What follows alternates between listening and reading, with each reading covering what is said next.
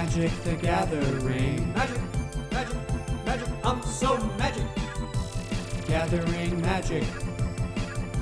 Spend a lot of money on cards. Playing cool cards with my friends. Play it all so magic. We're all winners in the end. So the fun thing about, and we're just going to jump right into the episode here. Yeah, let's do it. We're going to start. Luke got me a collector booster of Magic Infinity last time that I meant to open on episode. Yeah. And I didn't.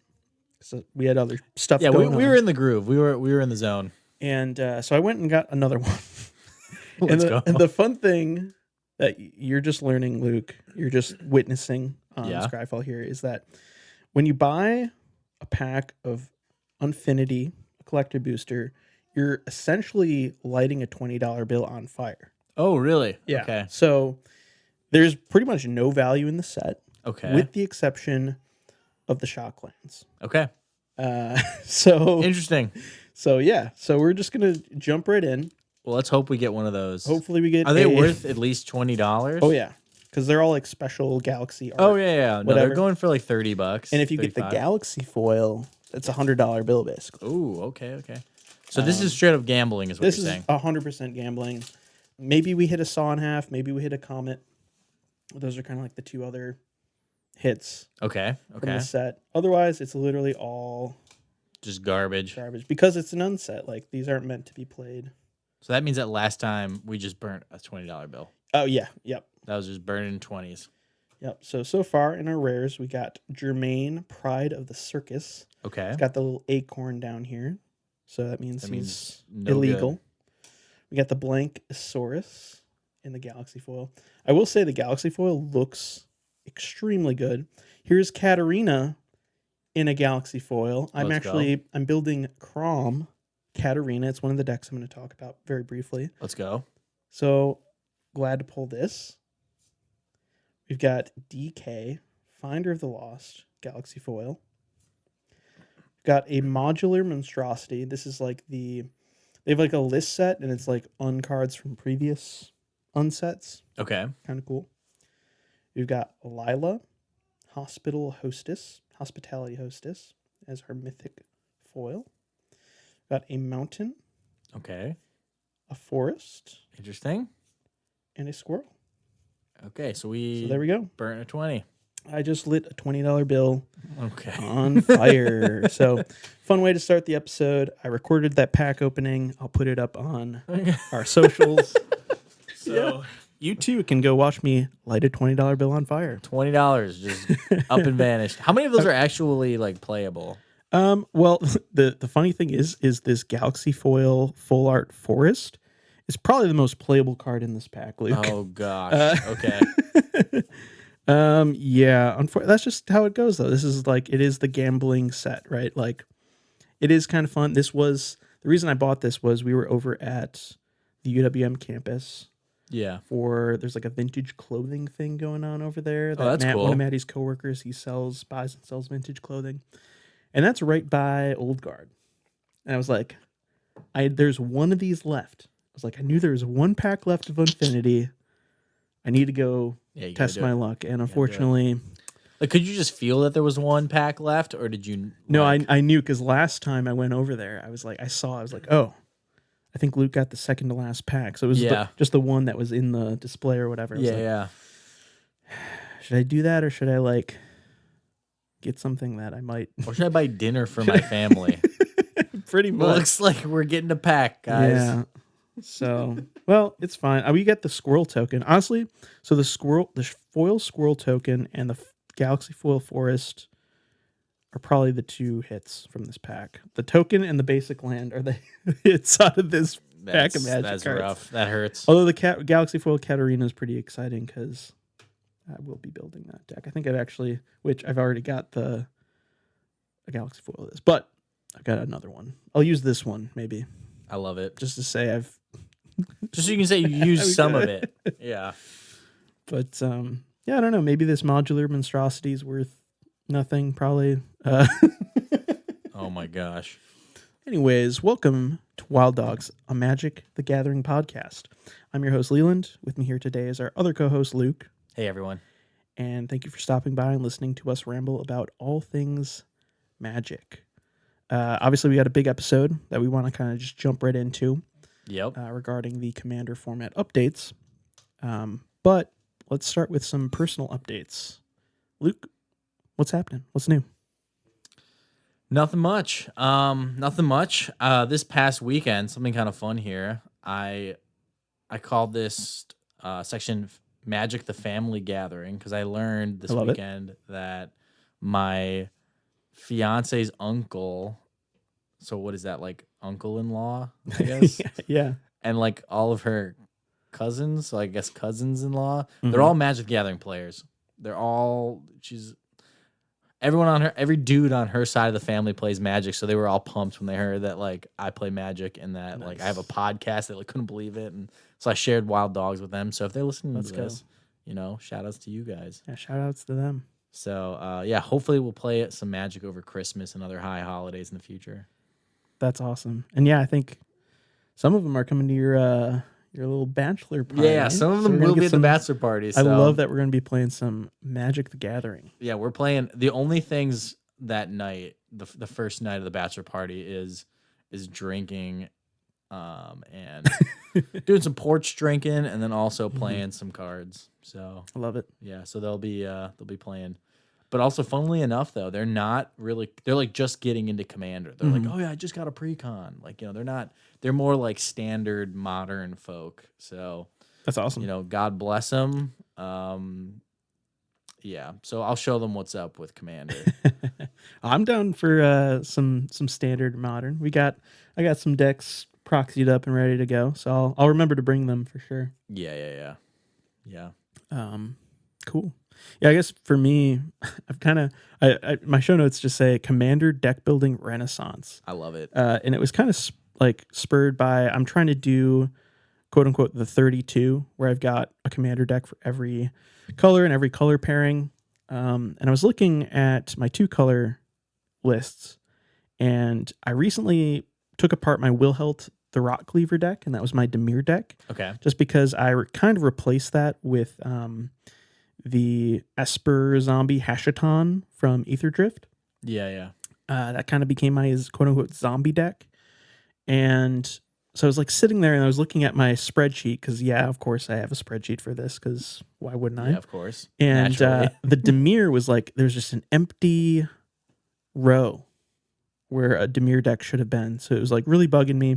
So I went through and I looked at all the Dimir legends, and I came upon Atris, Oracle of Half-Truths, and I was looking at a couple lists there. I just like how this card looks. It looks Art so is cool. awesome. Yeah.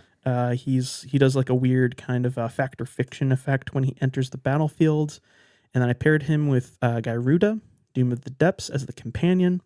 So every card in this deck is going to be CMC even, which is awesome and kind of unique. So it's like a mill fact or fiction type deck, and I've got some blink effects kind of built into it to flicker Atris to get more of his ETB triggers. That's while also milling with Gyruda, because that's an ETB mill trigger as well. So it's like, well, if both my commanders have ETB and it's mill stuff, we'll just do this like mill flicker deck. So that's kind of the vibe. And then that in building that, I pulled a bunch of cards from my collection for that. And then I started assessing the rest of my 32 list. Yeah. Okay. I was like, well, I'm taking apart my Gruul deck. I've got this Karlach Raised by Giants deck that I'm kind of done. I've done the thing with the deck a few times, and now I'm ready to move on to something else. And then I also pulled Felithar, Dawn of the Abzan, a new Abzan commander from Dragonstorm, Tarkir Dragonstorm. Okay. And initially this card is like really kind of, it's very basic. It's not that sexy, so to speak. Oh, okay. So Felithar is for a white, a black, and a green Abzan. You have a 3/3 human warrior with trample. When it enters or attacks, you may sacrifice a non-land permanent. When you do, put a +1/+1 counter on each creature you control. So it's kind of like pretty sexual to me. Yeah, it's pretty good it to is me. kind of it's shaping simple, up to but be good. Yeah, simple but good is a good way of putting this, because it's like having a a Titan in your command zone because it's an ETB and attack trigger Yeah. that forces you to like. So it's going to be like a tokens deck, obviously, creature tokens because I'm going wide and also putting +1/+1 counters on all of them. Yeah. So I'm actually kind of excited about this. And so I've been like going through my collection. I'm going through my list of 32. And after all this like kind of craziness the last month, I'm now effectively building 12 new decks. Okay. Casual. And I'm just going to really quick fly through them all. I'm not going to Okay. really say much about them. I'm literally just going to say what they are. About half of them, I'm going to say about 6 of them will actually end up in paper almost immediately. Okay. And then the rest of the 6 will just be throughout 2025. Yeah. Honestly, let's be honest, this summer probably. Fair enough. Piecing them together. But so here are the 12, just really quick. So it's Atris and Gyruda is the Dimir deck. Felithar, the Abzan deck. There's also a new teamer commander called Eshki from Dragonstorm. Kyodai is going to be my 5-color Kamigawa Dragon Gray Flicker deck. Yeah. Patrick Star, Why? because I picked one up for 50 cents. That And hurts. of course, I'm going to just put a bunch of jank in there. And Yeah. Okay. it's not going to be my like forever Rakdos deck, but And it's racked. The Rakdos slot is going to Patrick Star. no, my Rakdos slot is going to Magar, which we can talk about that deck at a different time. Okay. Which is actually, ironically, it's another Unfinity commander. Okay. But yeah, in the meantime, I'm going to have fun hanging out with Patrick Star in Magic the Gathering because he's in Fair Magic enough. the Gathering now. Gruul is going to be Samit. And then Katarina, which I just opened up, is going to be paired with Crom for my Jeskai deck. Gretchen Titchwillow is to honor my daughter, whose name is Willow. It's going to be like the female empowerment. There's a girl or a woman on every art in the deck. I like it. So that's going to be my Simic deck because I don't have one of those because I don't play Simic traditionally. Then I've got Vile Smasher and Galanra as my Jund deck. I'm doing Megatron that I just started today. Okay. And I'm kind of thinking that's going to be every card is going to be a Universes Beyond card in there. I feel like it has to. Kind of has to. Might have, Including your lands? including lands. Okay. That might be pricey. It's probably going to be really pricey, but Yeah. we're going to figure it out. I mean, if you think of the like Universes Beyond precons, those all come with a mana base, Okay. All right. So fair enough. actually, it should be relatively budget. There's going to be probably some pretty pricey ones, but we'll see. That's just like I don't have a basically it's like my placeholder Mardu deck because Fair enough. whatever. Then I've got the Sultai Arisen precon that just came in, which is Teval. I've already got that put together. I upgraded it with about 15 cards, I think. I've got that list online. Played it last weekend. It's awesome. Super, super cool. And then my final project is Marisi. It's the Primal Genesis precon with Marisi at the helm. And then I'm just going to kind of upgrade that because it's like, I think it's from 2019, Commander 2019. Okay. So it's been like very quickly outclassed. I think the mana base is just, it's like, it literally costs like $3. It's like all tap lands. And it's like, Nice. I'm going to get some like, Great. I think I'm going to spend like maybe $20 on the mana base. Okay. So I actually really like budget mana bases for Commander, is what I'm realizing. Okay. You don't need dual lands and fetches and whatever for casual Commander, really. Yeah. Even though I love having them. Yeah. Like a lot of my decks have all that fancy schmancy land stuff going on. Turns out with like precons lately, they just print a ton of like the really good lands that are conditional, Yeah. or the pain lands or the check lands, I guess. So you don't have to spend a ton to have like a really high functioning 3-color mana base in Commander anymore, which is kind No. of cool. So yeah, what do you think? Those are my 12 decks that I'm working on. That's wild. Okay. Yeah, no, I like it though. I like it though. The Patrick Star and the Megatron are a little sus. Yeah. But I feel like if you make a Patrick Star deck, you gotta go full Patrick Star. You know what I'm saying? You gotta Mhm. that should be your deck where everything is just like just Universes Beyond, just rage inducing. Yeah. That's the one where you have like the anime lady. Oh yeah, the Hatsune Miku Soul Yeah. Ring. Yeah, you were Mhm. explaining that to me, that it was like apparently that's like a TV show or something in Japan, and so that's like Close enough. That's like, okay, yeah. I don't know. I don't get it, but yeah, get all those cards in there. Just go as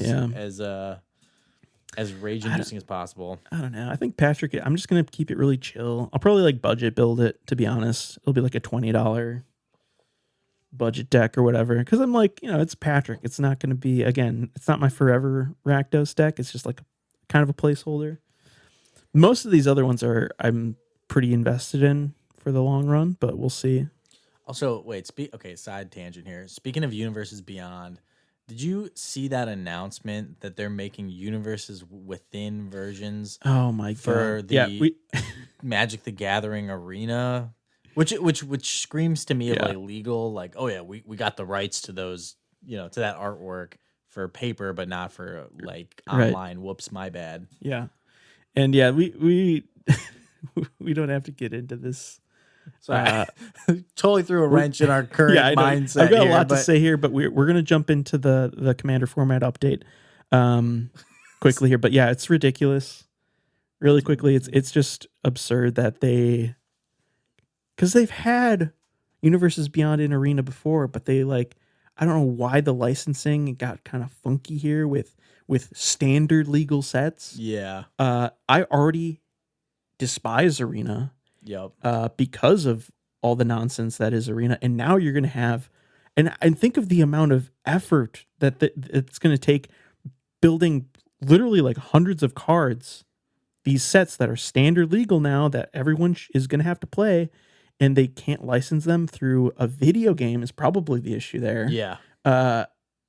So now what? You're going to have to hire a design team to universes within all these cards. So we've got a plan for 2. It's effectively going to be like 400 cards worth of names that we all have to think about. I don't know. I'm very off. I was already very off Arena. This is we're sealing the door. We're welding that door shut. Yeah. We're bricking it up. We're what is it? The Count of Monte whatever. Alardo. Montelago or whatever. Yeah, where they seal the guy in the wall. They brick him in. Yeah. Yeah. We're doing that to Arena.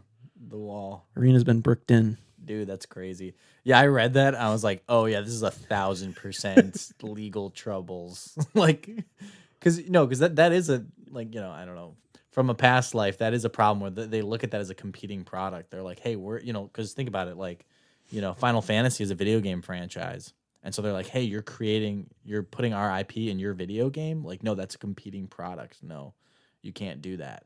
Oh, and then if you do it with one property, you got to do it with all of them. Because otherwise it makes, that whole thing smelled to me just like one big legal battle that they're just like, fine, whatever. We'll make Universes Within versions of the Universes Beyond cards just for Arena. Yeah. Yeah. I read that and I had an aneurysm. I had to read the sentence 4 times to understand what it meant. Yeah. So yeah, Arena's canceled officially from the Wild Dogs podcast. Yep. Sorry to say it. I've had some fun with it over the years, but yeah, I'm completely off Arena. I mean, it's not, again, I haven't played Arena in probably 8 months. Yeah. There's a lot of other issues with Arena that we're not gonna get into right now because we've got bigger fish to fry. Yeah, with the Commander format update 2025 here. It dropped April 22nd yesterday, and yeah, tell me about it. Yeah, it's pretty big deal, I would say. It's kind of for a little bit of I guess backstory is that we are now testing the Commander bracket system, which were kind of launched at MagicCon Chicago in February. And they announced around that time that they would reassess in the spring, which happened yesterday. They came out with a formal announcement. Gavin Verhey, who's the kind of he's a senior game designer at WotC and head of the Commander format panel, which was formatted back in February when they announced that they were kind of taking over. We went through all this, the changes after they banned. There was the big ban last year that kind of set the whole format on fire, and the Commander Rules Committee, I think it was what it was called. basically imploded. There were death threats. It was just a whole mess because of Commander of all things. And so now WotC's in charge of it. There's this Commander format panel, which is effectively the new RC. Gavin is at the head of it. And yeah, they released official announcements kind of reflecting on what they've seen with this new bracket system, the feedback they've gotten. And yeah, they have released 2 official announcements regarding the Commander format. So what has changed with these announcements? Effectively, changes to the Commander format itself were released in these 2 official announcements written by Gavin. One regarded specifically banned and restricted cards. You see this for lots of other formats. Yeah. And then also the separate announcement was for the current state of the bracket system, primarily regarding the game changers, which is kind of the other big shift that we saw is there were movements in the game changers list. There were 18 new cards added to the game changers. And then 5 cards have been officially unbanned, which is very exciting. That is very, exciting. very excited about it. And then 2 cards were redacted from the game changers list as well. So those are kind of the big things to take away from this format update, I guess you could call it. So at face value, this is kind of it's a relatively light format change for both casual and competitive Commander. Okay. Inherently, the brackets that are most impacted by these changes will be 1, 2, and 3, because they care implicitly about the amount of game changers that are and aren't allowed in their decks. Okay. And then CDH or bracket 5 will see a limited amount of impact from this update, primarily with Gifts Ungiven likely being the most impactful card just in general from these unbannings that we're going to talk about in depth in a moment here. And then potentially some kind of more fringe play with Sway of the Stars and Panoptic Mirror, but I don't really see... Sway of the Stars isn't really CDH geared, and Panoptic Mirror is... there are a lot of infinite combos that can happen with Panoptic Mirror, and we'll talk about these cards at length in a second here, but I don't know. I don't have the insights into CDH, but I think Gifts Ungiven is kind of the big one for them. But yeah, any kind of initial thoughts here about this? Obviously a lot of information, and we're going to go into all the cards that were unbanned and labeled as game changers and all this stuff. But yeah, what was kind of like your gut reaction when this announcement dropped yesterday morning? My initial gut thought when this all dropped was sort of like, okay, this is maturing, is kind of what my initial thought was. Like, okay, we're this is maturing, this is becoming a thing. Like, not like this, like I felt like before it was a beta in Chicago, and now it feels like, okay, this is now a fleshed out system. Right. That's kind of what we had the guts last announcement of, the bones of the system. And now it's like, okay, here it is in play. And also this kind of got me thinking a lot about, to use another game as an example is League of Legends. So every 2 weeks, famously for its whole inception, every 2 weeks, League of Legends has a balance patch that goes out. And every 2 weeks, different characters become powerful and other ones get nerfed. And they're very famous for, switching up the meta every 2 weeks. Right. And so that's kind of what this felt like. It's like, hey, we just got a new meta. This is a new Commander meta is out. Because, for instance, we'll get into it later, but a lot of my decks went from level 2s to 3s. Yeah. Yeah, I think... So, yeah. a new meta, a new patch is out. Yeah. Yeah, no, I actually think that obviously the unbannings are kind of what it's the talk of the town, right? Like, these are cards that haven't been in Commander for, over a decade, some of them, in some cases. However, I do think that the game changers shifting is going to be, it's 18. Way bigger. It's 18 cards versus 5 cards that are kind of niche. That shift is going to, I don't know. We'll get into about some of these cards. Some of these cards I think shouldn't be game changers, and some of them are like it's going to cause a lot of bracket 2s to inherently be bracket 3s. Yeah. And some of these cards you don't really want to cut from certain decks either. It's going to make. Yeah. I also noticed that too. There were a couple instances where I was looking at. It sounds silly, but looking at even like some of my bracket 3s, I don't really think bracket 4.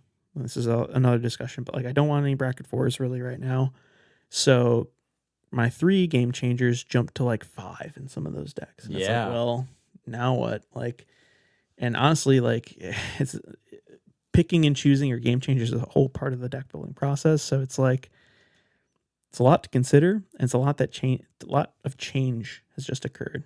Yes. Jumping from 2s jumping to 3s and 3s jumping to 4s and so yeah, I think that is going to be the biggest part of the how you put it with League. It's of the meta shift or whatever is more so going to be seen in the game changers than it is with these 5 relatively niche cards. Yeah, totally agree. So let's jump into the unbans. We'll talk about all 5 of these cards. Gavin, in his article regarding the unbans, which I'll leave the links to both announcement articles in the episode description, so you guys can check them out if you haven't already. But he outlined the criteria for unbanning cards. Okay.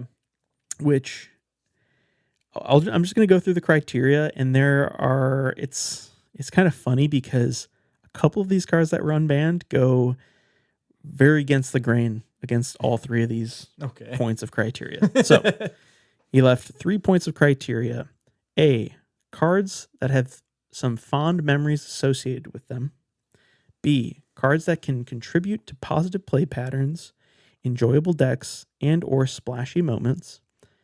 And C, cards that don't create runaway games or negative play patterns. So I hear all of that, and then I see braids on the list. Yeah. And I'm like, but what? No one has fond memories of braids. No one does. Negative play patterns. They do not. Braids actively doesn't contribute to positive. Braids' whole thing is negative play patterns. Okay, so I think we need to start with. Sorry, I jumped the gun there a little bit. So the 5 cards that were unbanned are Gifts Ungiven, Sway of the Stars, Braids Cobble Minion, Coalition Victory, and Panoptic Mirror. And I think we just need to jump in with braids. Yeah, we'll start there. We're going to start with braids because alphabetical order. Yeah. So braids, and I was going to read the justification and everything for each of these cards, but we'd be here forever. Yeah, we'll just talk about it. We're just going to talk about each of these cards. Again, I recommend going and checking out the articles. Gavin does a pretty good job of explaining the rationale of the committee with regards to these unbans and the bracket changes. So definitely go check those out for a more in-depth view into their perspective. We're just going to give our perspective on these unbans. We're going to read out all 5 of these unbans, and then we're going to quickly go through the new game changers and the couple game changers that are no longer with us. So so Braids Cobble Minion unbanned. It is a 4-mana 2/2 legendary creature human minion. At the beginning of each player's upkeep, that player sacrifices an artifact, creature, or land. Yeah, it's just not great. Just doesn't feel good. Every turn, get rid of something. Right. I mean, especially in the command zone, I think that's the biggest issue with this card is that it's probably already not fun in the 99, but having it in your command zone, I think is where this gets a little hairy. Yeah. And Braids has a lot of hair. That's her name. That's her thing. Yeah. But yeah, it's just, think of it this way. It's like Swamp, Lotus Petal, Dark Ritual, Braids turn 1, also have an Ornithopter, also have a Bitter Blossom. Good luck, have fun. Yeah. It's like, granted, you can craft this deck to have like a turn 1 or turn 2 where you just shut your opponents completely out of the game. Yeah. Why was this unbanned? I don't know. Like, I guess it's not so egregious. Like, just play Swords to Plowshares. Just play Path to Exile. Just play a Lightning Bolt. Just play a Shock even. But the removal argument, I don't think it's mitigated by the fact that this can sit in someone's command zone. Turbo it out, turn 1, turn 2, and maybe you can't even afford to cast your Chaos Warp. You can't afford to cast your Beast Within mana for it because you're sacrificing all your lands. Yeah. I guess like you could see like from their point of view, they're probably like, well, I mean, like Braids is all is mono black, so they can't counterspell it if you just Right. But the funny thing about black is black does have counterspells. It's got like Imp's Mischief. It's got, I guess, more deflecting, but black has a couple counterspells, and also I don't think black cares that much if this gets removed because it's also got crazy ramp. Like I don't know. This plus if Lotus Jewel Lotus gets a ban, I don't know. Again, we're not going to talk about we're not going to speculate on other unbans or whatever, but I think Braids is a type of commander where it's just going to keep getting worse and worse. Like as card quality gets higher and higher, removal really hasn't like it's all like a lot of commander removals like 2 or 3 mana, and like I guess you can make that happen with Braids, but it's either you have your Swords to Plowshares or it's game over, kind of. You know what I mean? Like you're playing your red deck, you have your Lightning Bolt or it's game over, kind of. You're playing your green deck, it's game over. Yeah.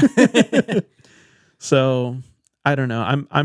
I just don't know how. It's funny that they set a criteria, and I guess maybe they're leaning really heavily into the nostalgia and this cards that have some fond memories associated with them. Yeah. But even then, who has any good memories of playing with this card? Yeah. I don't know any hardcore Braids fans out there, I started to build this deck today, and I was it made me depressed. I was like, I can't bring this. I can't in good conscience bring this to a commander table. I can't do people like this. Yeah. But yeah, real quick want to say I did some ban speculation. Ooh, leading into the bans. I bought not all, but like a ton. I want to say about like 15 to 20 cards that were on the ban list. Okay. And I missed on Panoptic Mirror, but I had all 4 of these other ones. So I effectively spent $6, and now they're all. I mean, granted, these prices will trickle down a little bit, but you made some money. All these $2 cards turned into $20 cards overnight. So yeah, they did. And my Sway of the Stars is signed by Randy Gallegos. Got it signed in MagicCon Chicago. I love it. So that was like my biggest brain move, was buying a Sway of the Stars and then bringing it with me to Chicago to get it signed. Because I knew deep down it was going to get unbanned. Yeah, you did. So yeah, you did. Nice work. But yeah, we're going in alphabetical order with these unbans. Do you have anything else to say about Braids before we move on? No, I think I've said my piece. Yeah, not happy about it. It's just weird. Like, this is such like a weird selection. I think they're obviously they're being hyper conservative with this being their first set of unbans as this new committee with this new bracket system. They didn't want to shake things up and be like, yeah, we're banning Ristic Study right away. No, that'll be next patch. That'll be, yeah, and that's the other thing. They're not banning anything until 2026. That's what they announced as well. So, okay.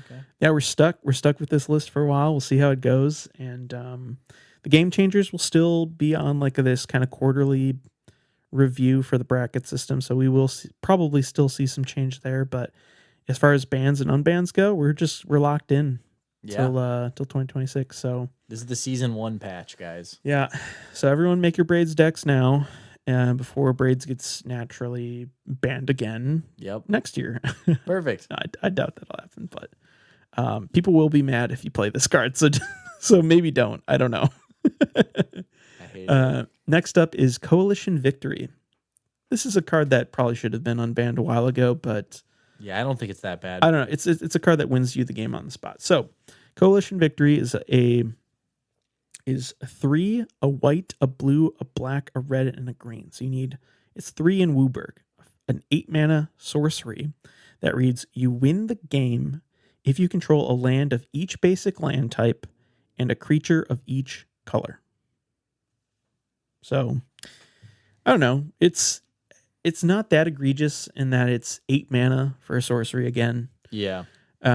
Super high cost, and I mean it's really easy to achieve in a 5 mana deck. You're playing all the good dual lands, you're playing a few triomes, like you're gonna hit that first condition. And then if you can build a board of a creature of each color, they're obviously like your commander counts towards all of that. Like if you can pull that off and then cast this turn 6 or 7, like congrats, I guess. I don't know. Like, yeah. To me, this isn't a very exciting card, but it's also not. This makes sense to be in the game changers. Like this makes sense even not in the game changers to me. Yeah. I think just the line "you win the game" makes it so. It's scary. Because because right now as it stands, your mana base, like you can play dual lands and triomes, those are not considered game changers. So meeting these conditions is actually pretty easy if you really think about it. Like it's literally just get 5 lands into play and cast your commander and then cast this. So I mean, you do have to do a little bit of work to do this, right? But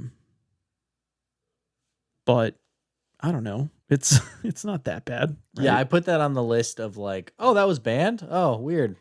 Like, Yeah. I didn't think it was that bad. Right. I don't know. So yeah, and like also, in response of casting this, you could like play any destruction card and that's true. break their thing or counter it. Like it's not. I don't think it's that bad. Yeah. No, I mean this is basically, hey, this goes on the stack. Everyone use your single target removal on my commander right now. So Yep. I don't know. I think it's a fair unban, and I probably won't play this card, but I have it. But it's cool looking. Yeah. It is sweet. I do love this art from Eric Peterson. Next up is the card everyone is freaking the heck out about right now. Gifts Ungiven. It's a 3 and a blue, 4 mana instant. Search your library for up to 4 cards with different names and reveal them. Target opponent chooses 2 of those cards. Put the chosen cards into your graveyard, the rest into your hand, and then shuffle your library. So it's similar to an intuition, which is, we're going to talk about intuition later. This kind of fact or fiction style effect. Yeah. It's just the fact that it's tutoring cards. It's basically 4 mana tutor 4 cards. And a lot of people, like there are combos with Gifts Ungiven. You can like, basically the 4 cards you tutor, it doesn't matter what they put into your graveyard. You just get the 4 cards that win you the game. Like you get, I don't know, like let's say it's 2 methods of recursion, some sort of like food chain and like a combo and squee or something like that. And it's literally just like, hey, it doesn't matter where you put any of these cards, which cards you pick. I just like get these cards and probably win the game. So that's where people are like, kind of like, hey, let's pump the brakes on this a little bit. This is another extremely powerful tutor. Yeah. But that being said, it's like you can take extremely powerful cards and use them in a casual setting. And I feel like this is one of them. There are certain cards like a Thassa's or Oracle or Underworld Breach where it's like, you can't play those cards casually. Like, or like a demonic tutor. That's not like a cat. Like, yeah, you can use a demonic tutor to go, I'm going to tutor up my like goofy little samurai for my samurai deck. Like, you can do that type of stuff. But like, I feel like Gifts is a pretty special card in that we don't have a lot of fact or fiction effects. And I think they're very fun. They're like, they add to the political. It's like, hey, Luke, we really need to like take down Jacob over here. Jacob's about to pop off, right? So I'm going to tutor with my Gifts Ungiven. I'm going to get all these things. These are the ones I want, whatever. Like those types of fact or fiction things where you can like talk to the table and like make deals and like, hey, I'll give you those cards if you don't attack me or whatever. That type of thing. But even without politics, you can run a Gifts Ungiven and like I'm thinking of doing it in Atris. Just because I can now. Yeah, why not? Because it's even with Garuda, even CMC. and just being like, yeah, I'm going to use this, and I'm going to go find 4 6-mana creatures. And I'm not going to find. I'm just going to look through my deck until the first 4 6-mana creatures I hit, and I'm going to have you pick what goes in the bin. Yeah. They're interesting ways of playing this card. Is basically what I'm trying to say. I just thought of it as a different form of fact or fiction. Like I didn't, I never thought to be like, oh, I'm gonna tutor for my 4 winning game pieces and all. Like I never thought. I just thought it was just kind of like a goofy, like, all right, we need this right now. Leland, help me out. Right. That's kind of where my mind went with this. But then again, I'm also more casual. But I just thought it was a fun fact or fiction. So I didn't know it was. I didn't know it was causing a lot of beef in the community. I didn't know that. Yeah.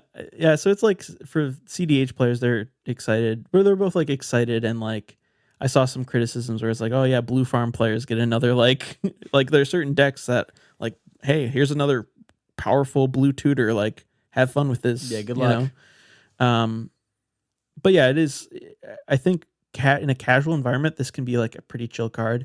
It is a tutor, but like we can. I don't know. I think, again, running like 1 or 2 tutors, I think we said in our commander deck template, which go check out for sure. A couple tutors, if you need to run them. And this is, in my mind, this is like a fact or fiction style effect that's just kind of a fun way to interact with the table and put some stuff in your bin, put some stuff in your hand, whatever. But it is like one of those things where it's like, hey, if I'm really going to like, be a sweat about this, I'm going to go find the 4 exact cards I need right now.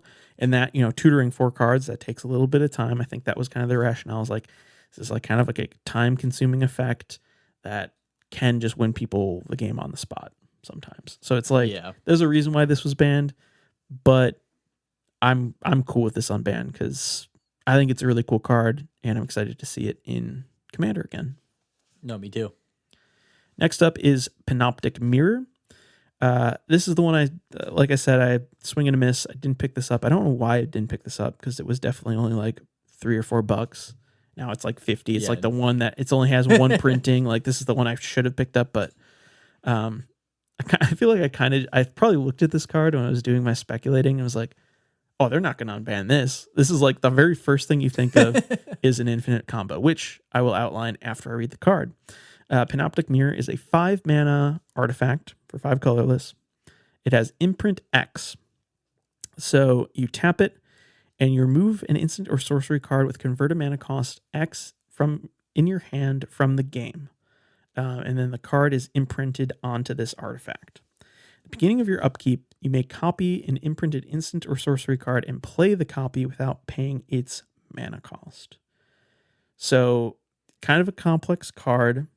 There are basically like the primary infinite combo is just like, hey, I put my extra turn spell. It doesn't matter which one. Time stretch. I put my time stretch under and I imprint on this. Hey, every upkeep, I get to take an extra turn.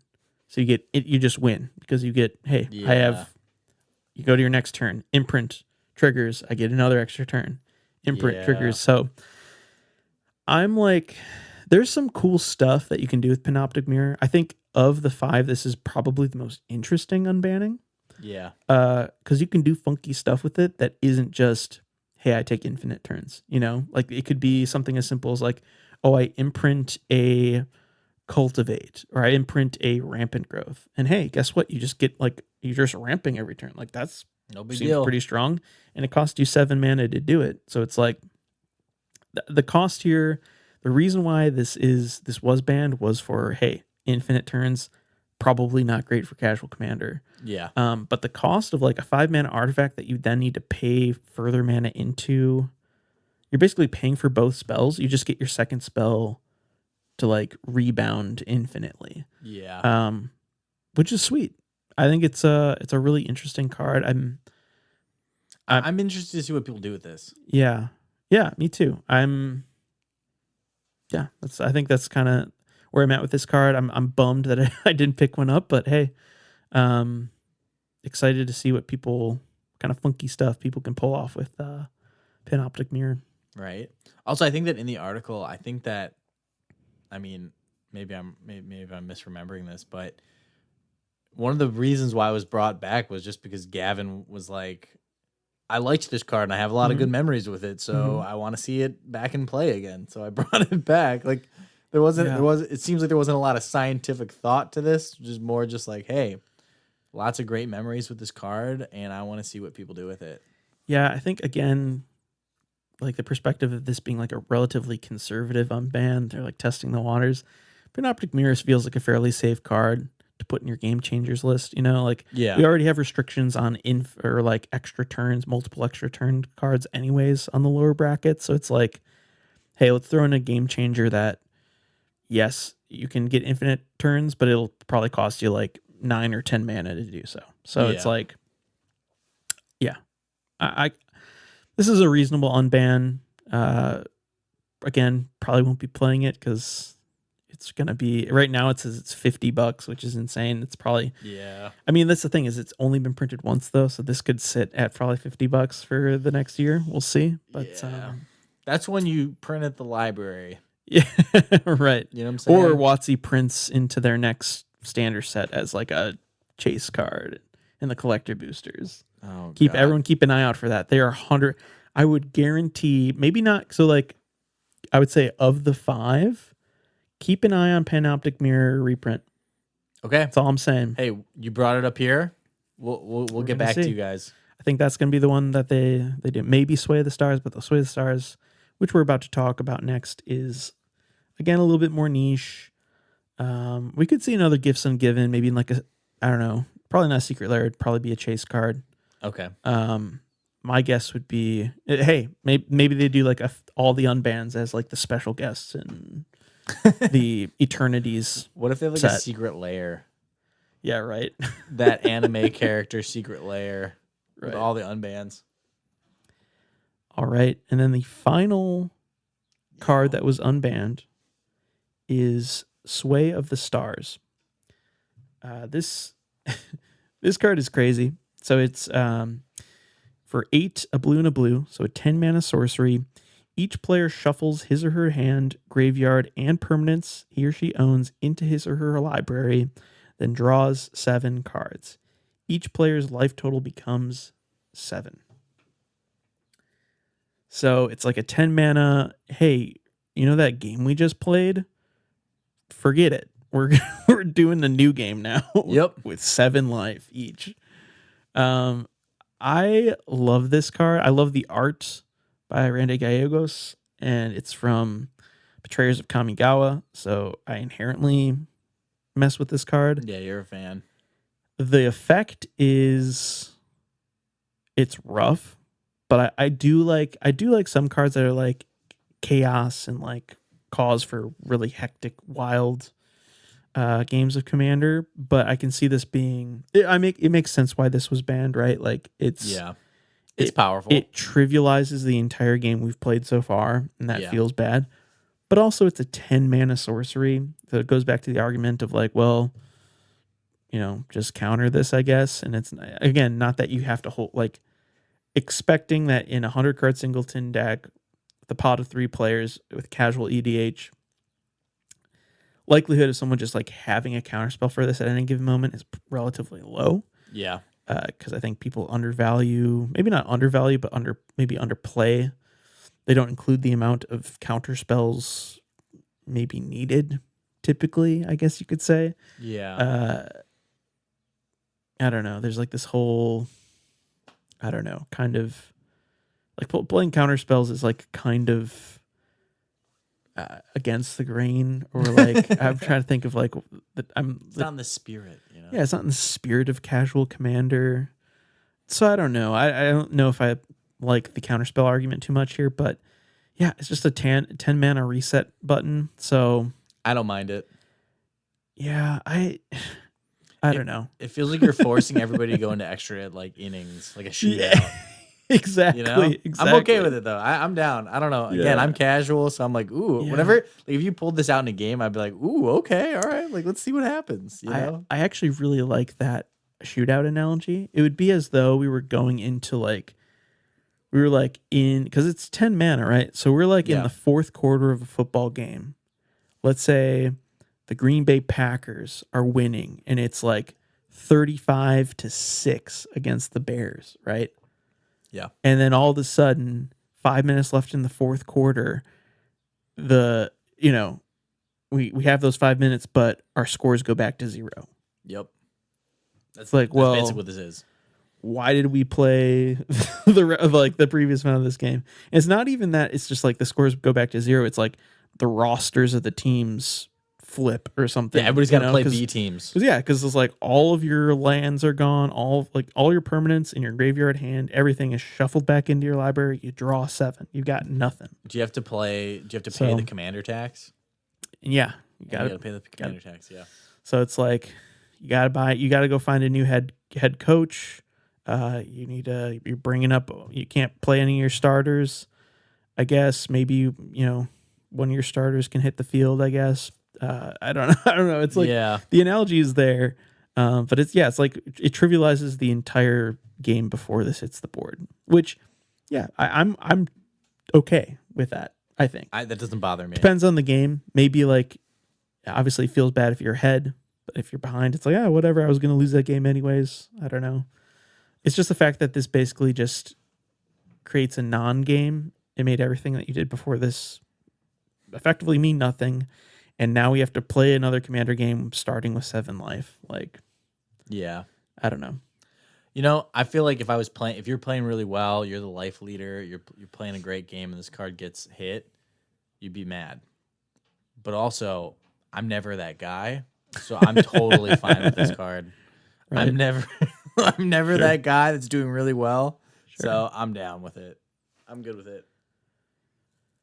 Yeah. Well, I think that that covers the 5 unbans. Pretty big. Yeah. How are we feeling, Luke? What's kind of like your reaction with all 5 of these cards, kind of as a whole, as a collective? I'm split. It's either, oh, that was banned. Oh, I didn't know. Cool. Welcome back. And then the other half is like, ooh, that's not gonna go well. and I'm mostly thinking of braids and panoptic mirror. Sure. Yeah, I don't know. I wish maybe they were a little bit more aggressive. Obviously, you wanted more. Yeah, obviously 5 unbannings is serious. Like, it's not. I don't know. Like they're doing something here. You can tell that this is maybe a good start. Is a good way of putting it. I do wish, obviously this was unbanning. They didn't do any bans.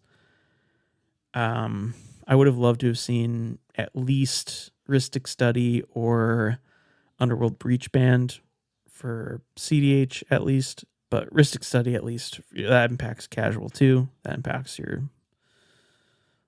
bracket level 3 games. I just think that card is not good for Commander. I want it gone too. So I wish we'd have seen something a bit more aggressive, because now, from a competitive standpoint, those people have to deal with a whole nother year Rhystic Study and Underworld Breach, Thassa's Oracle, the works. And then, I don't know. I wish we would have seen a couple more flashy unbannings or bannings, I guess is kind of my TLDR on the unbans. But yeah, excited for Gifts Ungiven, excited for Sway of the Stars, and I will not be playing braids. Yeah. I'll tell you this, I will never put braids in the deck. No. I don't, because I like you guys. Yeah, right? I still want you to be my friends after we play. like my friends, so I will not be playing braids. Yeah, 100%. I think that takes care of the unbannings. Yes. So, time for some game changer talk. Okay. Bracket system. Again, we did a whole episode on the commander brackets, but real quick, game changers are a set of cards that are considered, powerful enough to have a significant enough impact on the game that there need to be limitations set. So brackets 1 and 2, you can't have game changers. Bracket 3, you can have up to 3 total game changers. And then 4 and 5, 5 being CDH, you can have as many as you want, right? So they've got this list, and they've removed 2 from the list that they already had, which feels a little bit random, but I think it's mostly just kind of, I think it was mostly to show that they're willing to do that. It was Okay. kind of like a, posturing like, hey, like moving forward, you can expect that there might be cards like we do reassess, and it's not like we're going to keep adding more. Yeah, we go both ways. Yeah, exactly. We can take some off. So they got rid of Trouble in Pairs and Trinisphere. Both of these cards, I agree that they maybe aren't in the same class as some of the other game changers. Trinisphere being, we're going to kind of go quicker through the game changers here. Yeah. Feel free to, find the list online, pause, read the cards, follow along. Trinisphere just being like a stacks piece. I agree that this is not a game changer. This is a card that slows the game down, but not enough so in casual Commander for it to be like that big of a problem. Yeah. Like, yes, to me, this, you can kind of look at this like a rest in peace, where that, like, if you're a graveyard player, like, oh, rest in peace hits the table, that sucks, but just deal with it. Like, it's very niche. Same thing with Trinisphere for like maybe Spellslinger or Storm decks, I guess, because Trinisphere basically makes everything cost 3 mana. I don't know. I'm okay with this coming off the game changer list. Yeah, no, both of these I'm fine. I mean, they're powerful, but they're not like, if you threw this on the board, you wouldn't become my target number one. You know what I mean? Yeah. Like they're powerful, but they're not, anything to write home about compared to some of the other stuff on the game changers list. Right. I think a good comparison for Trouble in Pairs is maybe like Esper Sentinel or Smothering Tithe, where it's like the heuristic study, where there are, in those cases, those are game actions where they happen almost every turn, and you get like, boom, I get treasure, boom, I get card advantage. Yeah. Trouble in Pairs is like a little bit more niche. It's an enchantment where, like, whenever an opponent attacks you with 2 or more creatures, and they have to be attacking you, or draws their second card each turn, or casts their second spell each turn, you draw a card. And that's like, it's very specific conditional. There are conditions that are often met in a Commander game. Like, this is not a bad card, but it's not game changer-esque to the point where it's like, honestly, in some instances, I'd rather just play like a Night's Whisper. Honestly, like, just draw 2 cards right then and there. For 4 mana, how about a Harmonize? Hey, I just get 3 cards right now. I don't have to wait for all my opponents to do a bunch of stuff. Obviously, this draws you. Like, if you can get this out turn 3, turn 4, this will draw you a ton of cards in a Commander game. It'll draw you way more cards than your Harmonize. But situationally, what if I need 3 cards right now? I think that was one of my kind of like level up moments, was I leaned into stuff like Trouble in Pairs for my card advantage way more than I did stuff like Night's Whisper or Harmonize. Harmonize, it just looks 4 mana, draw 3, sorcery speed. It's not sexy, but it gets the job done. Yeah. You know what I mean? And it's green. And it's green. So Luke already loves Harmonize way more than this stupid white enchantment. Yep. So yeah, no, I'm happy with both of these coming off of the game changer as delisted cards. So cool with that. Yeah. So those are the 2 cards that got removed. We also had 18 cards added. So a lot more. Yeah. And again, we're going to try to fly through this. I'm going to go in alphabetical order. Yeah, let's do it. And let's just kind of gut reaction, see how you're feeling, see how I'm feeling about all these new game changers for the bracket system. So right off the bat, we've got Aura Shards. I love this card. Yeah, it's very strong. I just love this card. Do I think it's a game changer? I don't know. In the right deck, it just bricks all your opponent's board states. Yeah, it does. Like in tokens, and it's Selesnya. So if you're playing green and white, you're probably making creature tokens. Yeah. To some extent. Yeah, this card is messed up. It is messed up. It is messed up. It is. For 3 mana, the effect is extremely powerful. So I don't know. I'm okay with it being on the game changers list. I feel like we're going to see, there are a couple instances of this, and I've heard other people talk about like this idea that some of these additions feel like someone had a really bad game against Ore Shards, or like they had a game where they lost to Food Chain, or like they had a game where they lost to a natural order tutoring a Creator Hoof Behemoth. So it's like, oh, well, we need to ban. Yeah. We need to make natural order a game changer. I kind of feel that way a little bit about Ore Shards.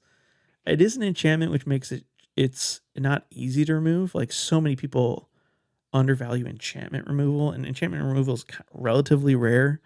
Like, I get that Return to Nature, whatever, isn't an exciting Magic card, but it's like essential. Like, your disenchants are like playing just honest to God disenchant in your white deck. Just why not? Why not? Do it. Yeah. You know. So I don't know. I think Ore Shards is fine as a game changer, because if it hits the board and people don't have the stuff to interact with it, it's just gonna totally warp the game. So yeah, I'm cool with it. I'm good with it. Next up, we've got Consecrated Sphinx. Yeah, it's extremely strong card draw engine. If this hits the table, you just are gonna be above and beyond everyone else in terms of card advantage. I'm okay with this being a game changer. I'm all right with it. I think it's borderline, because it's still a creature, so you can get rid of it in like a lot of ways. Also, like when a Consecrated Sphinx comes on the board, I'm more like, oh, that's a cool card, more than like oh shoot, I'm screwed. You know what I mean? Whereas like I would feel that way for an Aura Shards, what I wouldn't feel that way for. So it's like borderline for me. It's powerful, it's good, but I mean, I don't know. Yeah, I kind of feel that way too, because it is like it's a 6 mana creature with, I mean, the rules text on this, whenever an opponent draws a card, you may draw 2 cards, is basically just like, hey, have fun. You get all of the cards in your deck for the rest of the game a little bit, because like this counts every single draw your opponent does. So yeah. I do agree it's a little bit maybe borderline. It isn't necessarily game warping, but chances are when this hits the board, you're going to be able to pull off a win. Yep. So next up is probably my least favorite addition to the list in Crop Rotation.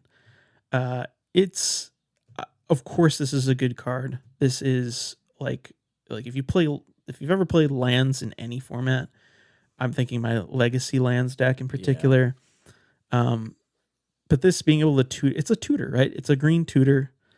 I think people, because there were not a lot of green tutors on the first rendition of the Game Changers list, they were like, hey, what are some green tutors we can throw on here?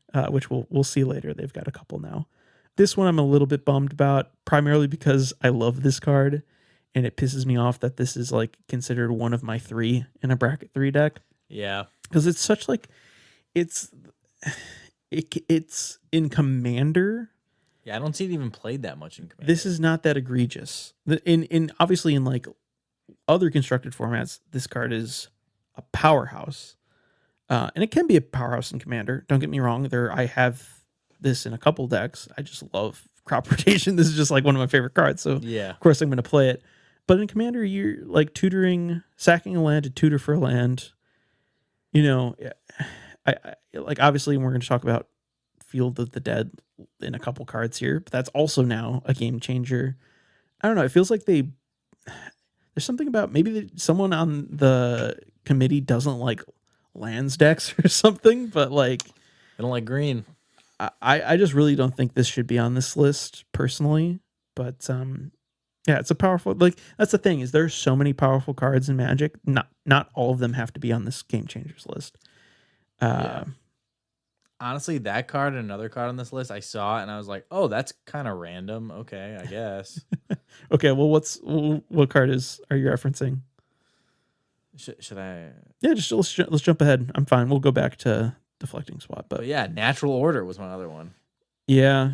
Where I saw that, I was like, I mean, it's a good card, yes, but it's sorcery speed. I just don't think it's that egregious. I don't know. Yeah, I'm also a green player, so maybe I'm biased, but no, I honestly kind of agree with you. I mean, 4 mana tutor. I saw that. I was like, that's kind of random, but I guess the argument I think for this being on the Game Changers is this literally just, you can look at this card as being 4 mana, second copy of Crater Hoof Behemoth is what this is. This is a 4 mana Crater Hoof Behemoth. It's like second slot Crater Hoof Behemoth in your deck, right? Yeah. So I don't know. I see there are other combo pieces, right? Like this could be, it could tutor for anything, but obviously the big one being Crater Hoof Behemoth. Sacking a green card to go find a green creature card. What are you going to get? It's probably going to be a Crater Hoof. Yeah, I this is a little bit of a head scratcher for me, just because we've got a bunch of other creature tutors. Like let's just get the tutors out of the way. Yeah. I'm talking Worldly Tutor is another one here. This one should be a game changer, right? I agree. 1 mana. This is a 1 mana Crater Hoof. Granted, you have to like then cast it, but like this is a 1 mana second copy of Crater Hoof Behemoth. But it's 1 mana of, hey, I can win the game next turn, but I don't have my Crater Hoof. Guess what? I can go find that card. It can be any card. It doesn't have to be a green creature. It can be, 1 mana, go find any creature in your library. Go get it. So this for sure is a game changer. I'm not upset to see this here at all. Natural Order, I feel like is, again, it's the case of like someone lost to this card and was like, oh, it's a game changer. Get rid of it. It is, again, extremely powerful. But there are a bunch of powerful Magic cards out there. Yeah, and I wouldn't put that on the level of like looking at this list, like Orcish Bowmaster. Yeah, and like consider that's way more powerful. Yeah, and some of the other cards on the game changers list, like a Demonic Tutor, or a Ristic Study, like is Natural Order really on that level? I don't know. I personally don't see it. So jumping back to Deflecting Swat. Not a fan. Not a fan of this one being in the game changers. Oh, really? List. Yeah. I think this is definitely on the level of like my day was ruined by a Deflecting Swat. I think I love these kind of red choose new target effects. I don't like, you see, because this kind of reads to some people as a counter spell, but it's solely like protective in nature, and it's already like I don't know. I'm having a hard time finding this on the level of its comparison is Fierce Guardianship, right? That's the blue. Yeah. If you have your commander, it's a free counter spell, right? Yeah. But it's the Deflecting Swat is different. The effect is different. And I think people conflate, or like they're confusing this effect for what the power of a Fierce Guardianship, of a free counter spell. So yes, it's free, and there's an issue there, I guess.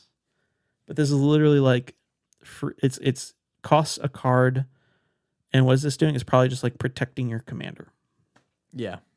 That's not, how does that, I don't know.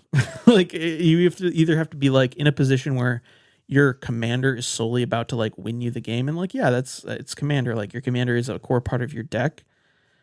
I don't know. I'm not. This is a strong card. I mean, again, gonna be in that kind of spot of, this is a strong card, but it's not a game changer. There are other strong cards in Magic. I don't see this as being on the level of a Fierce Guardianship. Yeah, this makes me feel like Gavin lost 2 games in a row to this card, and then was like, screw it, it's going on the list next week. Like, yeah, no, I mean, I don't know. It's powerful, it's good, but yeah, I see what you mean. I get you. Yeah, no, again, strong card. Don't know if it's a game changer. Next up, we've got Field of the Dead. Some more landfall hate. I do understand that this is literally just, it's a land card that has stapled to it, hey, landfall, get a 2/2 zombie. Like, that is messed up. Yeah. This card is messed up in Commander. Because, yeah, you're going to be able to meet that condition of having 7 or more lands with different names very easily in Commander, especially in a landfall lands matter deck. Yeah. You're basically, you maybe have like 4 basics, maybe. Yeah. Also, it's colorless, so it can go in any deck. That's potentially. I haven't lost to it, so it's fine. I haven't seen this card pop off in a game before, but I can see how it would. So I don't know. Borderline. Next up, we've got Food Chain. Some people think that this is. This is my card where it's like I've seen Taylor in his casual bracket 2 deck go infinite with Food Chain. So I'm like, yeah, no. That's not a bracket 2 card. Food Chain. Listen, the thing about Food Chain is this is built for combo. You can build this for casual. In most cases, it's not. It's not. Yeah, this. I feel like this is on the list because it's like an advanced Magic card. Like you got to be in the know. Like, you know what I mean? Like some guy that's a year into playing Magic would never look at that and think I can go infinite with it. Right. You know. Right. So I think it's a more mature Magic card. So I think that's probably why it's on the list. But. Yeah, I don't know. I'm like, oh, this is a little bit on the fence, but I'm okay with it being a game changer. Next up, Gamble. They were like, red. I think that's probably also why Deflecting SWAT is on. Red only has 4 cards that are in the game changers. I mean, they're like this looks. The metrics are bad. We gotta like, boost sales. They're like, oh man, red. Yes, red is the worst color in Commander, but man, can't be only 2 cards bad. Yeah. Gamble, I just love this card. It's great. You could put this in a pre-con and I'd be like, oh heck yeah. You know what I mean? Like it's in a pre-con. You could. I mean, you wouldn't. Like this is definitely not pre-con like level Magic. Maybe that's like a good like thought exercise though with the approach to the game changers is like Gamble. I would never put like I personally could put it in like bracket 1, bracket 2, but then would I be able to give that bracket 2 deck to a new player? Kind of to your point of like. New player, they cast Gamble. They're like, well, what am I supposed to go find in my library? You know what I mean? I guess. Yeah, that's like any tutor. You know, they just most don't know what to do. Which is what I'm fine with. Like a lot of these 1-mana tutors being considered game changers. I don't think a Gamble is on the level of a demonic tutor or an imp seal or a worldly tutor for that matter, because it's like it can be just like an entomb. It can entomb the card you need, but sometimes that's okay. But yeah, I don't know. I'm on another card that I'm on the fence with it being a game changer. Yeah, I could see that. I could also see though a new player looking at Deflecting SWAT and thinking that it was awesome, and they would get that right away. Yeah, but I think the new player perspective on like what's good and isn't necessarily the best gauge for what should be a game changer, right? No, definitely. No, but I mean, I'm just saying, like going back to the Food Chain card, where I'm like, I feel like that's more on the list because advanced Magic players know how to make it busted, sure, versus like what the actual mechanic is on the card, sure. But yeah, no, I see you though with Gamble. Yeah, it's a 1-mana tutor in a different color. All the other colors are on the list. Add it.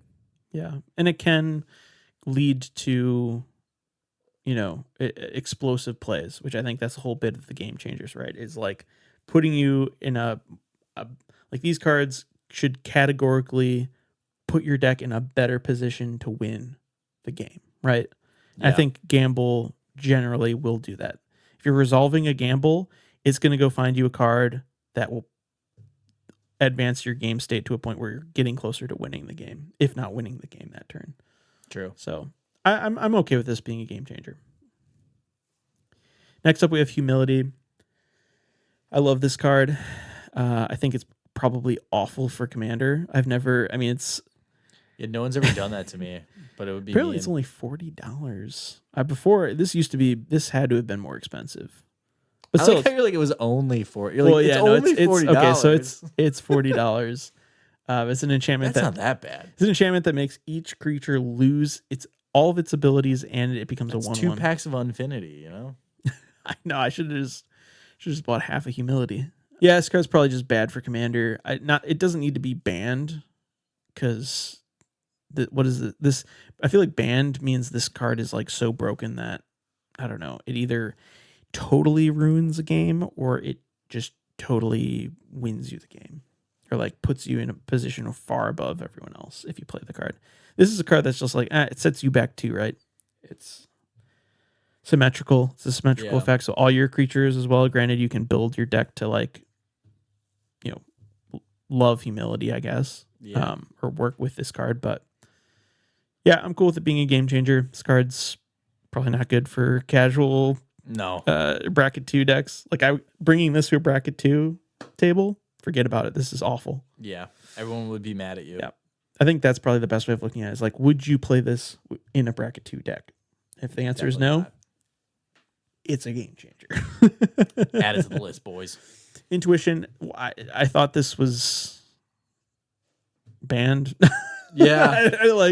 I know it isn't banned, but this 100% should have been a game changer. Anyways, I think they kind of, again, it was their beta test. They couldn't get everything. Like there were tons of cards that people suggested. Oh, how did you not get Intuition? Like this was definitely on my list of like, this is basically just, this is almost better Gifts Ungiven. It's not quite because you're tutoring 3. Opponent chooses 1. You get that singular card, and the other 2 go to your graveyard. So it's like a little bit more tricky. But like Intuition piles are just they're almost one and the same with Gifts piles. So yeah, this card should have been a game changer. Agreed. Next up, we've got Mishra's Workshop. Yep, this should have been a game changer. Yep, 100%. If you're playing an artifact deck. Yeah. Mishra's Workshop is that's in Zabaz. Messed up. You've got a Mishra's Workshop in Zabaz? Not a real one. Whoa. What do you think? I made a money over here? No. I got a fake one. Well, okay, I did, but now I'm probably going to take it out because right. Zabaz got bumped up to the next bracket. Got to bring him down a peg. Bring him back to... Is he bracket 4? No, he's bracket 3. But he got bumped to a 4? Or do you want him bracket 2? I want him to be bracket 2. Oh, yeah, I see. Yeah. Dang. Next up, we have Narset, Parter of Veils. It's another one of these cards like Leovold or Hull Breacher that just turn all your opponent's draw, or they mitigate the amount of draw they can get. Yeah. Goes in your wheel decks, Nekusar decks. Yeah, I'm fine with this being a game changer. This card's sucks for multiplayer. Agreed. Next up, we've got Natural Order, which we already discussed. Talked about. Necropotence. Yeah. This, what are we, huh? Why wasn't this on the list before? This is like, if I were making a game changers list, this is like the first card that I would have put on there. So, glad to see this finally as a game changer, I guess. I saw that on the list. I was like, oh, wait, that wasn't there already? Like, oh, okay, I guess. Let's throw it on now. All right, back in action. Notion Thief. Yeah, same thing with Narset. Just causes steals your opponent's card draw. Kind of egregious. I don't know. It's an okay card. Again, it annoys everyone. Just run removal, but I don't know. I'm okay with it being a game changer. Orcish Bowmasters. Yeah. Again, that wasn't on the list already. Should have been on the list to start with. I think it's a little less. It's not even a little less scary. And what do you think the universes within Arena version of this card will be? Well, I think they've already. Well, so the thing, yeah. Okay, sorry. They've already got. This is already in Arena. It is. Yeah. Okay. So Lord of the Rings, they were okayed for. So all of Lord of the Rings is on Arena. Okay. So and I don't even know if it's just Final Fantasy or if it's Final Fantasy and Spider-Man, or I don't know. We'll do a whole episode on that once we figure that out. Once we get the T on that, yeah. Seaborn Muse, yeah, this probably also should have been a game changer to begin with. Guys, it's not that bad. Luke, come on. It's not that bad. Come on, green guy. I didn't think it was that bad. This card sucks. I hate this card. This card isn't as bad it's in as like all my green decks. Yeah, it's pretty bad. It's true. If it was untap all non-land permanents, then we could talk. No, it's permanents. No, this card sucks. Anyway, moving on. Nefarious Protection. Yeah. This one was borderline for me. This is borderline. It's just like a weird kind of fog protect. Like again, it goes back to deflecting spot. Like, is protection really like you can do weird stuff with this where like you cast a wrath, hold priority, cast Ferris protection, kill everyone else's, but that's just like a plague wind with more steps. It's like there are wraths that kill all your opponent's stuff and keep your stuff. I don't know. Granted, that's a really poor comparison because Teferi's protection also is just a 3-mana. Hey, you're targeting my thing. Like, I'm just gonna cast Teferi's protection. I'm good until it's my turn. So I mean, it's extremely powerful card. It's also $50. I didn't realize it spiked that crazy. I knew it was like probably $35-$40, but why are we looking at a $52 Teferi's protection right now? Yeah, that was also in Zabaz. So that's gone. See, I ran into this issue as well with my mono white deck, and I'm pretty sure I ended up I kept this in, and I cut Ancient Tomb, which sounds insane. That is wild. Did you have no other protection? Well, no, I've got it's for my Preston the Vanisher, which relies on building a huge board state. So it's like if I'm gonna run protection, like Teferi's protection is like cream of the crop. I think I threw in like a terrain generator, which all mono colored decks should be playing terrain generator. Just do it. Obviously, it's not even close to being in comparison to Ancient Tomb, but it's like whatever. I can live without an Ancient Tomb in my bracket 3 deck.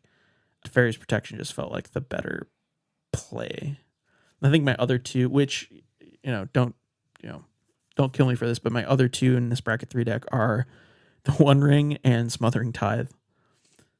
But they're both like the Smothering Tithe has my literal name on it. Leland is on it, so I'm never cutting that card. Okay. And then the One Ring is like real. It's like a real, like it's like I pulled that. It's like extended art One Ring. It's like, well, I kind of want to play with that card. So I cut my proxied Ancient Tomb to keep in my Teferi's protection. Anyways, I understand. Tangent aside, I'm fine with this being a game changer. It is kind of on the fence, though. I put it on the fence. Yeah.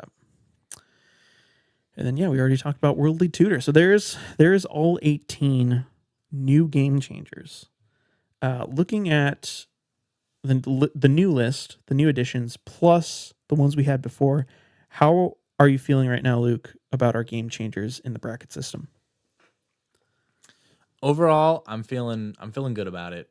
I can tell too that they put in a lot of thought and a lot of effort into this list and into kind of the future of Commander. And I know that people were on the fence. They're like, oh man, now Wizards owns Commander and like all this stuff. But I mean, if this is the quality of changes that they're going to keep doing moving forward, I think we should all kind of eat our hat a little bit, I was really impressed by what they did here. And I'm excited. I'm excited. Yeah. So this will be like the patch for this year. And then next year there'll be a new patch and other cards will get removed and added and unbanned. And so I don't know. It's keeping the format alive. I'm excited. It's breathing new air into the format. I'm excited. Yeah. Yeah. I think I'm okay with, because again of this, like it's new, it's fresh. I think I would have also been equally upset if they came in and they're like, all right, we're doing unbans quarterly. We're doing 3 more unbans. They're like, we're doing unbans every 2 months or something like that. Like that's doing a little too much right out the gates. Like I'm okay waiting till the end of the year with this. I think we're in a good place.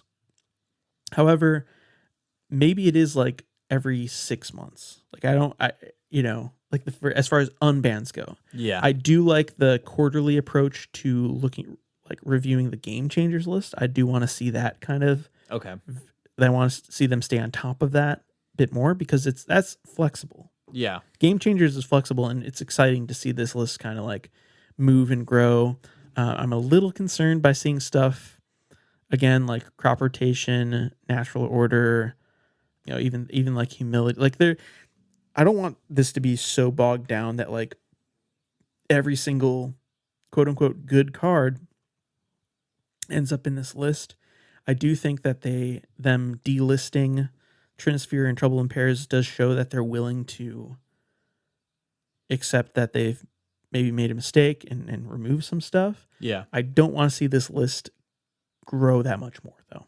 Okay. I'd like to see them kind of go through cycles, add stuff, take stuff out, see how it goes. But I think I don't want to see this list become just like every good card in Magic. Yeah. It doesn't necessarily feel that way, but seeing a couple of these, it's like a little, like there are a little bit of red flags, but I think I agree with you in general. This is like a net positive. Yeah. I think so far Wizards and the new committee are showing that they're being responsible with this format. Yeah. And yeah, I'm excited to see how this year goes. Excited to see how the Game Changers continues to evolve. And yeah, we'll see what happens to future unbans in 2026. I'm definitely gonna continue buying banned Magic cards, banned Commander cards. I think that's how I'm putting my kids through college. Yeah, right? Yeah, I like it. I kind of briefly went over this, but plans for the future. Again, they're reevaluating the brackets in MagicCon Vegas, which is in June 20th to the 22nd. So we will be seeing the Game Changer list probably change in about 2 months, which that's cool. Fine. Totally cool. I also think that, having this revolve around the MagicCon cycle, like after each event, they're able to pull from players there, and like I kind of like that could be part of the cycle. Like, hey, there's a MagicCon, we'll then reevaluate the brackets after feedback and how it goes at the event. No further bans until 2026, unless Gavin put it, there's a Nadu contingency where if they somehow mistakenly they make an oopsies and they print another Nadu, they have the they can do emergency bans. So I think it's good that he put that little footnote that's like, we're locked in with this till 2026 unless we mess up and print something that needs to be banned. But I don't think that that'll come up really. They're on the lookout now, so hopefully that won't happen. Right. So I think to wrap this up, yes. fun little thought exercise. If you could pick 3 cards to be unbanned in 2026, Luke, what would they be? I'm glad you asked. My off the bat here, bring back Primetime. I want Primetime back in Commander. Yes, sir. I want him in the 99. I'm ready to rock. Bring back Primetime. Another one too, which I know we've talked about, but Gristlebrand. I would make that deck the day. I will make that deck the day it's unbanned. I love that because he'll be my commander. See, that's cool. And actually, when you said that, I immediately started brewing up Gristlebrand as a commander, but I deleted it because I was like, this is Luke's thing.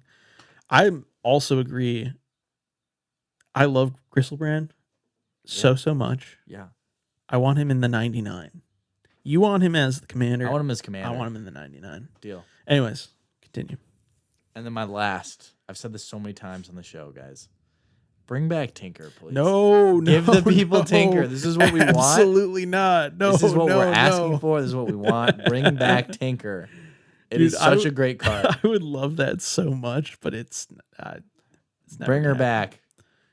It's never gonna happen. But it'd be so crazy. Tinker's not even allowed in Legacy, right? It's not allowed in anything. It is such a messed up Magic card. No, it's great. It's fine. I mean, I would love it. I would absolutely love to play some Tinker. So you said Primeval Titan, Gristlebrand, Tinker are your 3. Yes. I could see Primetime and Gristlebrand becoming game changers. Yeah. I'd be cool with that. Tinker, I think, is permabanned. Unfortunately, I hate to break it to you. Ooh, that hurts. So your Tinker is my Flash. Okay. Like, that's like I would love to see Flash, but there's no way they ever bring Flash back. Yeah. So my 3, I just wrote, please let me build Tin Fins and Commander. Meaning the 2 big ones for that are missing are Gristlebrand and Emrakul. So Okay. Those are my first two. And then Flash. Flash is my third one because I feel like, you picked. I saw that I had mine and then Flash, and then you had your two big creatures and then Tinker. So it's like we feel we're pretty balanced in our views. I agree. It's also like two that could potentially be unbanned, and then one that is for sure never being unbanned. Yes, 100%. Yeah. But yeah, that's the Commander format update, April 2025 in a nutshell. It's got me excited about Commander. I'm going to continue building towards my 32, and now I've got a bunch of new things to consider with the new game changers and the 5 unbanned cards. Yeah. 100%. All right, let's close her off with a Scryfall random spirit creature of the week. Let's do it. Oh my gosh. Okay, side note. I just got 2 different mountains. What? Back to back. In random. That's so crazy. I have maybe the ugliest card I've ever seen in my life. Is what I got. It's actually one of my favorite cards. Okay. I did not realize there was a secret lair that came out 2 years ago. Oh, I hate that. It is officially my least favorite looking Magic card that I've ever seen. It is the Sen triplets, which were originally printed in Alara Reborn. This card looks amazing. The Greg Staple art Looks with the cool. modern border, Alara with this it's an artifact. So it's got the gray with the gold with the Esper with this art. Oh my god, this is like one of the best looking Magic cards. Chef's kiss. And they took Sen triplets, which I'll get to the rules text in a second here, and they made a secret lair. No hate to Tomorrowland, but also hate to this artist, Tomorrowland. I'll hate. They made this it's black and white collage that looks like a band poster for your local hardcore cover band for the pub down the road. And I think that's the secret lair because this literally says doors open at 8 p.m. No cover in the top right. It looks like just like a band So it's poster. literally, this is just bad band poster, the card. And they took what was one of the best looking, I sound like such an old head right now. It's like they took one of the best, one of the best looking modern border cards we've ever seen, and they butchered it. Yeah, right. This is really upsetting. Anyways, send triplets. I'm actually going to click down to the Alara Reborn one so I can So you can read it. not be fuming mad. So send triplets for 2, a white, a blue, and a black. So Esper, 5 mana, legendary artifact creature, human wizard is a 3/3. The beginning of your upkeep, choose target opponent. This turn, that player can't cast spells or activate abilities and plays with their hand revealed. You may play lands and cast spells from that player's hand. Kind of sweet. Basically, Pretty good. just like, hey, what's yours is mine. I like that. Yeah, I just love it. This is such a great card. The flavor text is, they are the masters of your mind. I like that. I like So, that. I like yeah, that. definitely pick this card up. Just don't pick up the secret lair one. Anyways, what's your spirit creature of the week, Luke? I got Lorithos the Tidemaker, Ooh. which is for 3 blue and 5 colorless. It says whenever Lorithos the Tidemaker attacks, you may pay 8. If you do, untap up to 8 target permanents. Those target permanents don't untap during their controller's next untap step. It's an 8/8 octopus, and its flavor text says when Lorithos emerges from the deep water realm, the tides bow to his will, and the coastline covers in his presence or cowers in his presence. This is one cool octopus. It's cool. I would make that. Yeah, I love it. It's an 8/8 for 8, and he's an octopus I love that. I would make that. with an effect that costs 8. I do like. I love big, costly blue creatures. I love them. Heck yeah. I love them. You want to? Hey, this is gonna probably ruin your day. Yeah. You know what deck I'm gonna build? I'm scared. No. Oh wait, no, sorry, it's not Squidward. It's the is it Mr. Krabs? Oh, it's Mr. Krabs. Duh, because it's a crab. This is also gonna piss you off. This is on its way. This is in the mail. It's coming to me right now. Mr. Krabs Penny Pincher. So this is Cherek's the Raging Isle, which is weirdly enough, I think so there's a bundle promo of Cherek's that I got when I got the Zendikar Rising bundle. And then I opened a borderless foil Cherek's. And then I also opened just a regular foil Cherek's. I don't know why, but I've just got like I've got every Cherek's ever, and now we've got the Mr. Krabs Cherek's. I hate that. I hate it. I just hate it. Oh gosh. I've also got the. I hate it. Sorry, this is turning into. Hey, what stupid SpongeBob cards did Leland buy? I've got the Night's Whisper Squidward. Stop it. This is on its way. Look at him. I hate it. Everyone, go look up the Secret Lair Squidward Night's Whisper. It's my like new favorite card I own by far. Did they make a Gary the Snail card? Oh yeah, there's a Gary. Did they? Yeah, Gary the Snail, he's mono Toxrill. black. What? Oh, he's no. Dimir. Oh, he's Dimir. Dimir. Dude, this is a really good reprint actually. Toxrill needed one. It's like a $30 card. This card is awful. So this not only this deals with slime counters, so it's a unique counter that goes on everyone else's creature. How much fun is that in Commander? Oh, it's each end step. It's not just my end step. Oh, it's the end of your turn. Let me put a little slime counter on each of your creatures. 20 creatures later, next person's turn. Oh, it's the end of your turn. It's time for the slime counter step. Here you go. I hate it. Yeah, this card's awful for multiplayer. It's so strong. It's so cool. Like the original Toxrill is badass looking. Actually, I opened this. This was one of the first cards I opened when I was getting into Magic, and I was like, "That's awesome. What is this? Magic is about slug horrors? This is crazy." It is. Little did you know it is. Little did I know it is. Also, it's funny to me that the Gary the Snail printing is the cheapest. Yeah, I mean, I guess it makes sense. Although I will say, over time, like these are gonna skyrocket in value. So pick them up for cheap. You think they are? now. Okay, they probably will.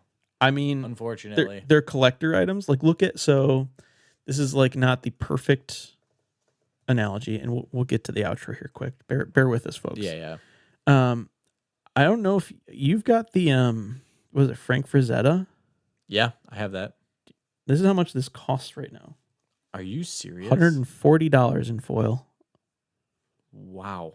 Yeah. So I got $140. Yep. Just chilling in my binder. But yeah, it's because it was only printed once, and it's for an artist that everyone loves. Yeah. Also, listeners at home, I'm a huge Frank Frazetta fan, and I saw that he was doing a Secret Lair, so I bought the whole foil Secret Lair. I think the Dark Ritual's the most expensive, but all of them are going up. All of them are. Wait, how much is the foil version of the Dark Ritual? I'm curious. At $140. Let's go. Cool. And then, actually, let's just take a peek at TCG just for fun, and then we'll call her a day. Yeah, about 140, 150. That's wild. Yep. And that was honestly just over like within the last year or so. Slowly crept up. This is so cool. I mean, why would you not have this be your preferred printing of this card? It's so sick. That is very cool. And then everything else is like $20. So this whole like you probably spent $30 on this Secret Lair and everything is. These are also all very famous paintings. Yeah. Well, that's why. I mean, it's like there are certain. So like I'm not totally equating the SpongeBob one to Frank Frazetta because there are like there probably will never be another Frank Frazetta Secret Lair. You know what I mean? Like yeah. This is super unique and one print run.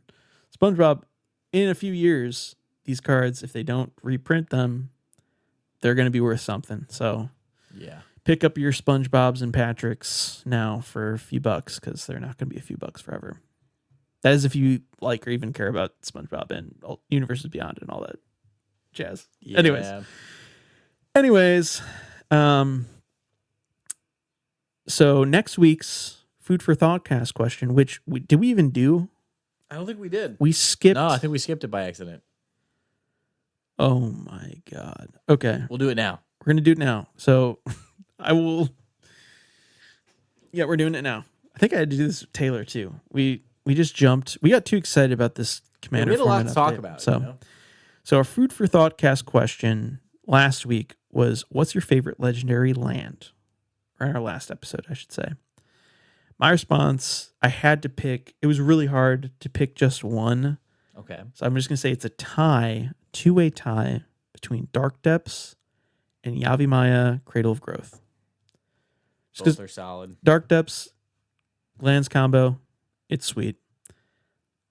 Yavimaya is just like, it's just one of my favorite lands of all time. Goes in like every green X deck there is. Yeah. Card is good. I love it. So for this But one, yeah. I did Bozaju, who endures. Bozaju? Bozaju? How very How do you say that? Boseiju. Boseiju, who endures? I like how you picked the most spike legendary land ever. Is it? And you're like, it's also some weeb Okay. stuff. All right, let's relax here. No, I did because it's a cool green one. There's no other legendary green lands that don't exist outside of this one. My brother in Christ, I literally just picked Yavimaya Cradle of Growth, like the green, the one legendary land that turns everything into a forest. Doesn't get more green than that, but I like how you picked. I mean, I'm mostly joking. This is like the strongest green legendary It's land. so good. By a lot. Yeah, we need a. But I just love that you picked the Spike Weeb land. I want one that's like, listen, I want like a secret layer of this card where instead of like a little weeb tree, it's like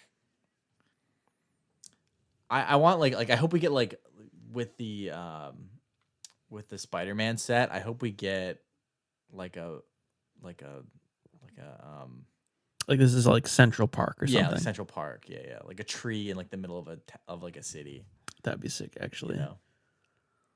Yeah, like Central Park or yeah, I think that'd be cool. I dig it. Yeah. I dig it. So yeah. So those are our responses to last episode's Food for Thoughtcast question. Next episode's question, which we will respond to hopefully in our upkeep If we phase remember, at the beginning of the episode, Potentially. is what card would you add to the ban list in 2026? Great question. I got to think about it. Listen to the next episode to hear our answers. Feel free to leave your answers to this question in the comments below. Also, feel free to connect with us over on X or Instagram at WildDogsPod. And if you'd like to sponsor the show, please reach out to us via email at wilddogspodcast@gmail.com. Finally, thanks to Johnny Bartlett for creating the intro and outro music. Until next time, Wild Dogs out. Thanks, everyone. Magic the Gathering.